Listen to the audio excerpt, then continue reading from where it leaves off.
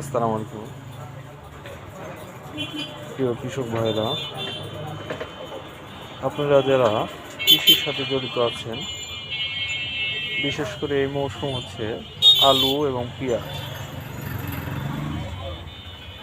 পেঁয়াজের জমিতে অনেক সময় সার, জিঙ্ক, থিওবিট এগুলো অনেক কিছু দেওয়ার পরেও মনে হয় যে পেঁয়াজের শক্তি পাওয়া যায় না।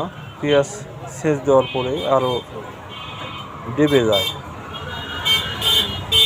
এই কৃষক ভাইদের জন্য আমার এই ছোট্ট পরামর্শ, আপনারা যারা এই মুহূর্তে পেঁয়াজের জমিতে এরকম সমস্যা দেখা দিচ্ছে, তারা টেন্স কোম্পানির এই স্টার, যেটা হচ্ছে হিউমিক অ্যাসিডিক অ্যাসিড, এই ওষুধটা আপনারা 10 কাঠাতে 1 কেজি পরিমাণ যদি সেচ দেওয়ার পরে ছিটিয়ে দিতে পারেন, এই পেঁয়াজ সেচ দেওয়ার পরে ডেবে যায় এরকম সমস্যা যাদের আছে, আশা করি এই সমস্যা আপনাদের আর থাকবে না।